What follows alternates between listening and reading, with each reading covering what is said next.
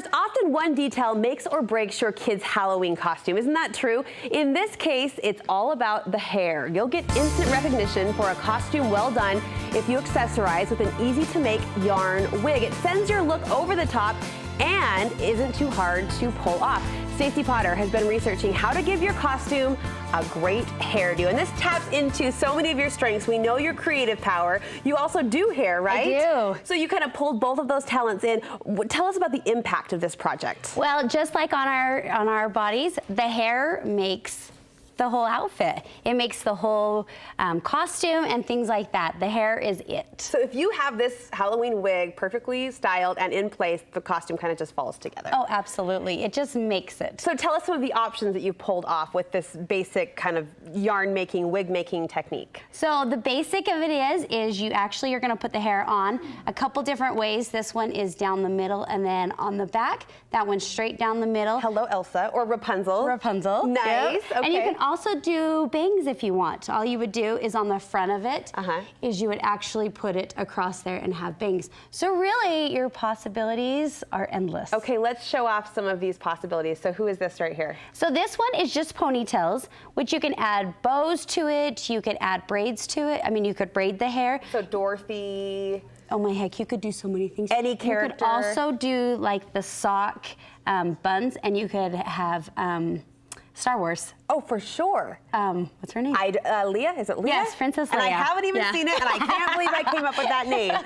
Princess and you've Leia. been having fun with these wigs playing around at your house a little bit too. In fact, we've had to say, "Okay, stop wearing them. Make sure that they're TV ready."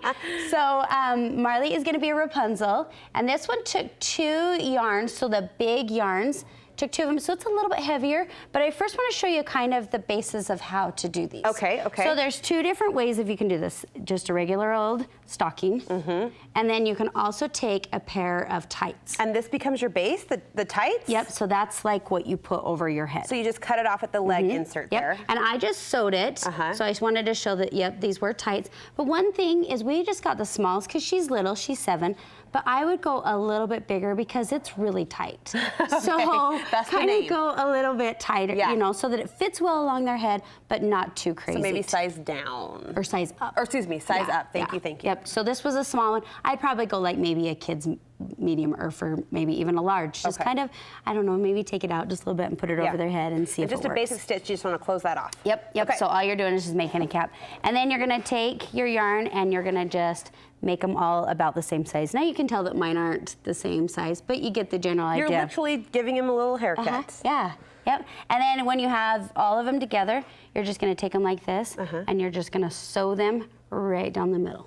Just line upon line. Yep, or actually it's like this. So you're gonna sew it just like this, which gives you the middle of. It gives you a part. Yeah, exactly. Okay. So with this one, it's actually on the side. So I took the middle of it and I actually went down just a little bit so you had longer than one. And then I side parted it so it was the same like that. Does that make sense? Yes, yes. Yeah. And that's covering your scalp. You're just going chunk by chunk all the way around the hat, or in some cases the tights for the smaller sized head. How do you then attach the hair from there? Because this goes on and on and on. So this actually is not attached. I'm just gonna turn her just a little bit. Okay. And it's actually not attached at all.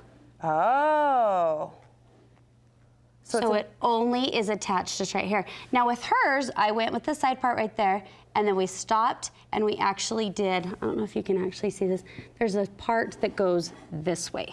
So it stops here. So you've done section, section, section, sew down the middle, it stops, and then what do you do then? So this one is actually this. So down the middle right here with our part, and then across with the part so that it goes down. So then now you're turning the yarn the opposite direction. Just a whole skein of yarn just going downward. Yep. Oh, very cool. Exactly. And is that just one skein then all the way down? Yes, it's about, well, we've used probably 1 1/4 on the sides and then the rest of it down here, because this one was actually 2.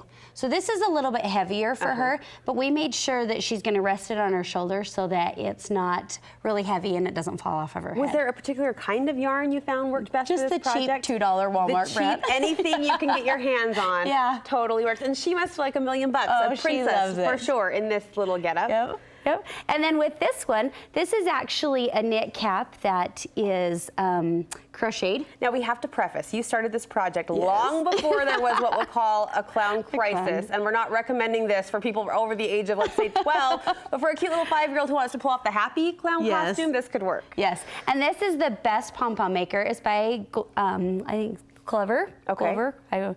Anyways, I got this at Joann's, and you just wrap the yarn around it. You cut down the middle, take it like this, and tie 2 quick knots. So this is just a bunch of pom-poms. Yeah, and we just literally tied them to the cap. And you open it up, shake it, and there's your pom-pom. Oh, there it is. So you were showing this as a crocheted cap, so this ties underneath? Yep, so I'm gonna take this off so we can actually see. And so we just tied them with these long schemes with just the extra little stuff, leftover. and we just tied them on the inside. Nice. Now with this one, after it's all done, I probably would have stuck with the bigger ones or the smaller ones and made them all the same size. But because we made so many of them, we had 2 helpers that were working on them, and I think it turned out darling. So this is the big and the small pom-pom sizes all put together, but looking back, you may have done it uniform. Yeah. And color, how did you choose the color selection here? I let my daughter pick them out. How fun. Who's this? That's Ellie. Hey, Ellie, look, she's looking good. Is this her costume for Halloween, or are we still deciding? Yep, she's being a clown for Halloween. That's the cute kind of clown we want to see, right? Yep, she's around the neighborhood. All right, this, how basic would you say this is on a scale of 1 to 10? What's the difficulty level? I would say this is about a 3. It's very, very basic. You just need the yarn, the cap, a sewing machine, and a pair of scissors to give it a trim. Fantastic. And the trim is kind of where it gets fun. Yeah. Now, it's going to take you a little bit of time, so sit down and do it while you're at TV, watching TV. But really, it is a very basic, easy project that anybody can do. Proof is in the pictures. It made the costume as we promised. You're going to post the instructions, right? So where can we find those? Just at thepottersplace.com. Awesome. Stacy, thank you so much. Thank you. Happy Halloween.